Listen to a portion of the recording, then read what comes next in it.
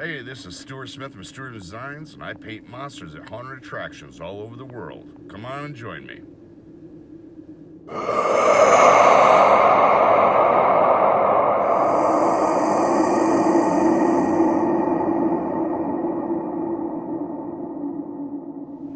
Morning, my people. This is day 6, Chino Hills, haunted shop. Throwing down, right, Zach? Yeah. Gotta wear a mask everywhere. It's kind of ridiculous. But we're throwing down, getting her done. We got 2 images to ghost in the back 40, and then 2 rooms up front, and facade, and some touch-ups here and there. And we're blowing this pop stand, heading to Lubbock, Texas. So thanks for coming on board, people. Thanks for subscribing. Thanks for watching. And hey, yeah, it's early, okay? Just a like, subscribe, that sort of stuff.